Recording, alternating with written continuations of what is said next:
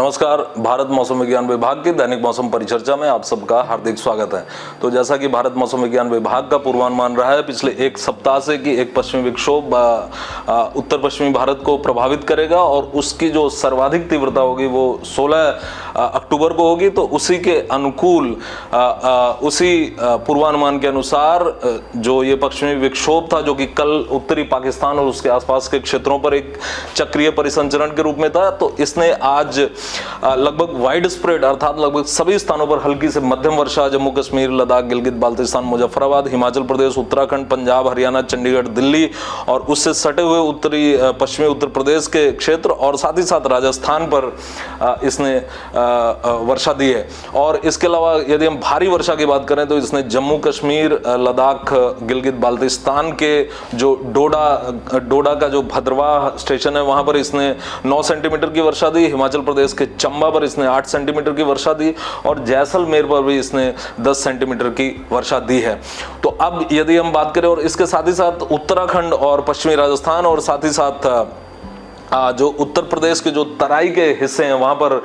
हिलस्टॉर्म की एक्टिविटी भी दर्ज की गई है। और यदि हम बात करें तो आज भी ये पश्चिमी विक्षोभ जो है वो उत्तरी पाकिस्तान पर ही है और साथ ही साथ इसका जो व्युत्पन्न चक्रीय परिसंचरण है वो उत्तरी हरियाणा और उसके साथ सटे हुए उत्तर पश्चिमी उत्तर प्रदेश के आसपास अवस्थित है। और इसके प्रभाव में यदि हम बात करें तो अगले 24 घंटे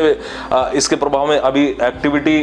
गतिविधि जारी रहेगी मौसम की, लेकिन वो गतिविधि काफी कम होगी यदि हम कल से उसकी तुलना करें तो। और ये केवल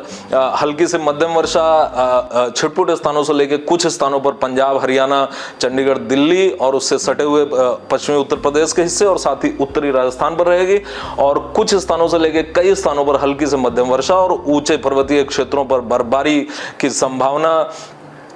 कश्मीर, गिलगित बाल्टिस्तान, मुजफ्फराबाद और हिमाचल प्रदेश और उत्तराखंड पर अगले 24 घंटे रहेगी। कल से यदि हम बात करें तो मौसम पूरी तरह शुष्क रहेगा पूरे पश्चिमोत्तर भारत पर। कुछ छिटपुट स्थानों पर बूंदाबांदी और हल्की फुल्की बर्फबारी यदि हुई तो वो हिमाचल प्रदेश और उत्तराखंड पर ही होगी, जम्मू कश्मीर, लद्दाख, गिलगित बाल्टिस्तान, मुजफ्फराबाद पर नहीं होगी। तो ये स्थिति रहने वाली है। और बाकी के शेष जो मैदानी हिस्से हैं और उत्तरी प्रायद्वीपीय भारत है यहाँ पर मौसम प्रायः शुष्क रहेगा, सिवाय पूर्वोत्तर भारत और उप हिमालयी पश्चिम बंगाल और सिक्किम के और साथ ही साथ उत्तर प्रदेश और बिहार के जो तराई के क्षेत्र हैं यहाँ पर भी छिटपुट स्थानों पर हल्की से मध्यम वर्षा दर्ज की जा सकती है अगले 24 से 48 घंटों तक। और फिर यदि हम बात करें दक्षिणी प्रायद्वीपीय भारत की तो यहाँ पर अगले 24 घंटे में केरल और तमिलनाडु पर, खास करके दक्षिणी तमिलनाडु और तमिलनाडु के जो घाट क्षेत्र हैं वहां पर छिटपुट स्थानों पर भारी वर्षा दर्ज की जा सकती है। साथ ही साथ दक्षिणी आंतरिक कर्नाटक का जो दक्षिणी हिस्सा जो तमिलनाडु और केरल से लगा हुआ है वहां पर भी छिटपुट स्थानों पर भारी वर्षा दर्ज की जा सकती है। उसके पश्चात दक्षिणी प्रायद्वीपीय भारत पर किसी तरह की भारी वर्षा की कोई संभावना नहीं है। इसके बाद हम रुक करते हैं हमारे समुद्री हिस्से का। तो इस समय जैसा कि हम देख रहे हैं समुद्री हिस्से पर हमारे दक्षिण पूर्वी अरब सागर और उससे जो संलग्न लक्षद्वीप का क्षेत्र है वहां पर एक चक्रीय परिसंचरण, और ये चक्रीय परिसंचरण अगले 2 दिनों तक ये पश्चिम उत्तर पश्चिम दिशा में गति करेगा और इसके प्रभाव में लगभग 19 अक्टूबर के आसपास एक अल्प दबाव का क्षेत्र विकसित हो सकता है। और उसके पश्चात ये पुनः अपनी गति को जारी रखेगा पश्चिम उत्तर पश्चिम दिशा में और इसके प्रभाव में फिर एक डिप्रेशन भी बन सकता है जो कि लो प्रेशर एरिया से 2 स्टेज आगे का एक लो प्रेशर एरिया होता है। जैसा कि हम जानते हैं पहले लो प्रेशर एरिया बनता है, उसके पश्चात well marked low pressure area अर्थात सुस्पष्ट अल्प दबाव का क्षेत्र और उसके पश्चात अवदाब अथवा डिप्रेशन और फिर हम डीप डिप्रेशन और फिर साइक्लोनिक स्टॉर्म की बारी आती है। तो अभी जो इसकी फोरकास्ट है वो एक लो प्रेशर एरिया बनने की 19 अक्टूबर के आसपास और फिर 21 अक्टूबर के आसपास इसके एक डिप्रेशन बनने का पूर्वानुमान भारत मौसम विज्ञान विभाग द्वारा जारी किया जा रहा है। इसके पश्चात हम देखें तो बंगाल की खाड़ी पर भी गतिविधि शुरू हो चुकी है और यहां पर एक चक्रीय परिसंचरण आज यहां पर देखा जा रहा है दक्षिणी पूर्वी बंगाल की खाड़ी और उससे संलग्न अंडमान सागर पर। और इस चक्रीय परिसंचरण के भी अगले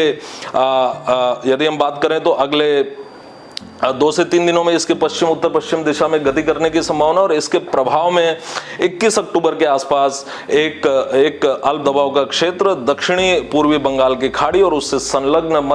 मध्य बंगाल की खाड़ी के एक क्षेत्र पर एक अल्प दबाव का क्षेत्र लगभग 21 अक्टूबर के आसपास विकसित होने की संभावना है। तत्पश्चात हम रुख करेंगे दक्षिणी पश्चिमी मानसून की वापसी का। तो जैसा कि भारत मौसम विज्ञान विभाग का पूर्वानुमान रहा कि दक्षिणी पश्चिमी मानसून बिहार के शेष हिस्सों, इसके साथ ही साथ उप हिमालयी पश्चिम बंगाल और सिक्किम के शेष हिस्सों और इसके पश्चात पूरे के पूरे पूर्वोत्तर भारत से अपनी वापसी कर चुका है आज। और आज यदि हम दक्षिणी पश्चिमी मानसून की वापसी की रेखा की बात करें तो वो हमारे उत्तर पूर्व बंगाल की खाड़ी के